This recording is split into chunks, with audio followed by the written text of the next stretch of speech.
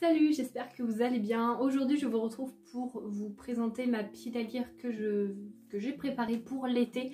Alors j'ai mis été mais ça peut un petit peu déborder, enfin je sais pas, au niveau des dates moi c'est plutôt pour quand il fait beau, quand c'est à peu près les vacances, enfin vous voyez juin, juillet, août, peut-être début septembre, enfin on va voir. Mais en tout cas c'est une pile à lire on va dire vacances, été, tout ce qui est autour de ça. J'ai sélectionné que 5 livres parce que je ne suis même pas sûre de pouvoir tous les lire, enfin parce que je vais pas lire que cela parce que je pense lire quand même plus de 5 livres cet été, mais étant donné que j'ai quand même pas mal de trucs de prévus et que je ne vais pas avoir de temps pour lire, voilà, je me fixe pas un trop gros objectif, même si je ne lis pas cela et que j'en lis d'autres, c'est pas grave, mais en tout cas je vais vous présenter les 5 livres que j'ai choisis pour cette pile à lire. Et on va tout de suite commencer avec un premier livre que j'ai en intégrale, donc de chez les éditions Brajlon. Vous savez quand ils ont fait les intégrales à 10 €. Moi j'ai acheté notamment celle-ci, donc Ayesha, c'est écrit par Ange et je ne vais pas vous faire de résumé, tout simplement vous dire que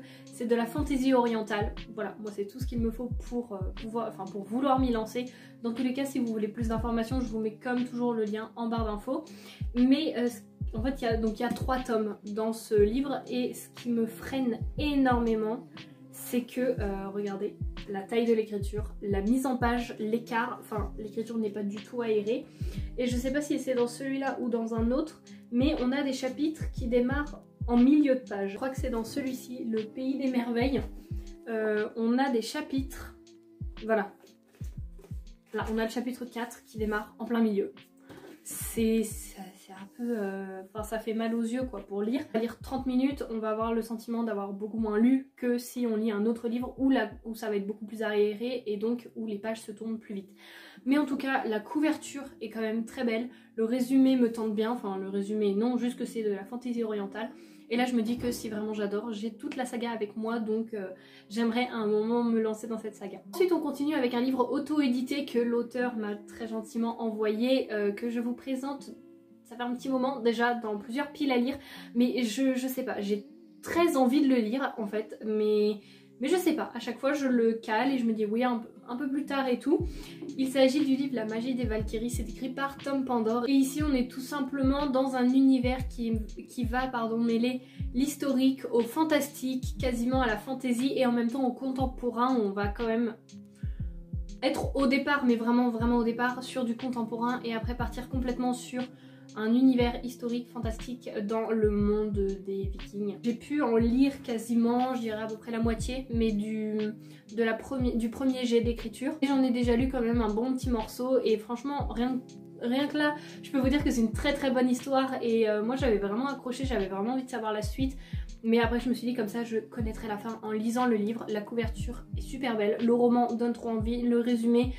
Moi c'est aussi quelque chose que j'ai envie de découvrir, les Vikings, tout ça, et du coup voilà, je le replace dans cette pile à lire en espérant cette fois pouvoir le lire. Ensuite j'ai décidé d'y placer un livre que de toute façon j'aurais lu, que ce soit pour cette pile à lire ou pas, mais je me suis dit au moins je peux le caler, comme ça ça me fait pas faire une lecture en plus, on va dire, que je veux absolument lire.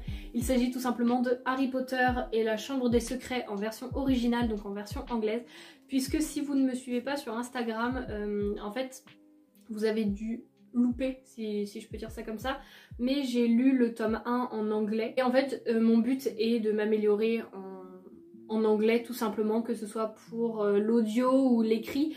Et donc je me suis remise à lire en anglais puisque j'ai déjà lu des livres en anglais. J'avais lu notamment La Servante écarlate, des histoires d'Edgar Allan Poe, tout ça en cours.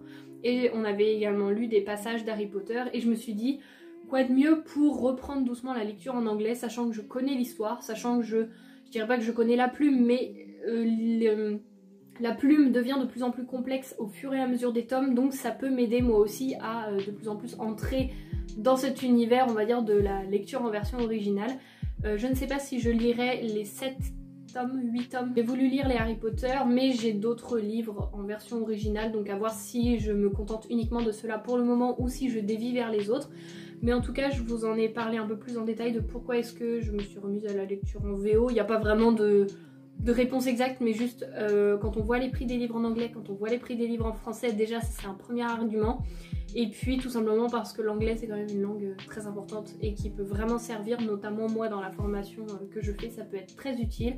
Et puis tout simplement parce que j'avais envie de lire en anglais. Donc voilà, donc c'est pour ça que je me suis calée ce tome 2 dans ma pile à lire d'été et je remarque que vu que je connais l'histoire, j'arrive, par exemple quand il y a des mots que je connais pas, je connais le contexte, enfin j'arrive à déduire le contexte de la phrase et donc ensuite à voir un petit peu ce que le mot veut dire. Alors certes, parfois j'ai besoin d'un traducteur à côté, mais après quand j'entends encore une fois ce mot, je me dis ah oui, il était là et ça veut dire ça, donc là ça veut dire ça, c'est bon, j'arrive à peu près à repérer. Donc je sais que déjà avec le premier tome, je me suis améliorée, je peux dire ça.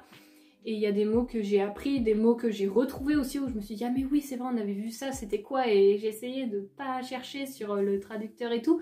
Il y en a j'ai réussi, d'autres moyens, mais voilà, c'est pour ça que j'ai placé ce tome 2 dans ma pile à lire d'été. Ensuite un livre que j'ai, je ne pourrais pas vous le dire depuis quand, ça doit faire 2-3 ans, enfin c'est un des tout premiers livres que j'avais dans ma pile à lire, que je n'ai toujours pas lu mais qui me fait toujours très envie, hein. C'est pas le problème, mais juste je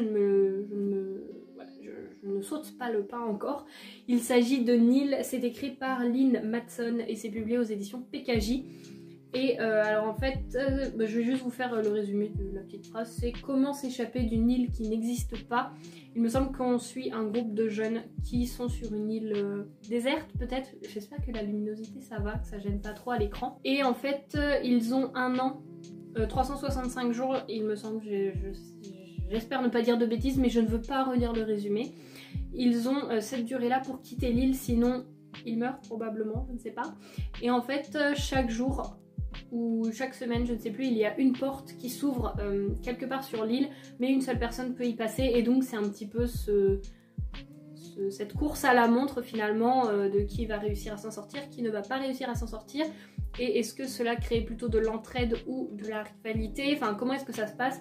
Je pense que c'est un livre qui va être très intéressant, et puis même voilà, c'est un livre que j'avais vraiment envie de découvrir. En plus la trilogie complète est sortie, alors je ne sais pas ce que j'attends, mais voilà, j'espère pouvoir le lire enfin ce livre. Et pour terminer, j'ai placé un livre qu'on m'a donné et que je me dis qu'il peut être bien pour l'été, léger, qui peut peut-être aborder des thèmes, je dirais pas lourds, mais des thèmes qui va nous émouvoir, enfin qui du coup pour le coup va m'émouvoir, mais qui peut faire du bien à lire pour l'été, avec qui a l'air d'avoir un climat assez doux, assez nostalgique.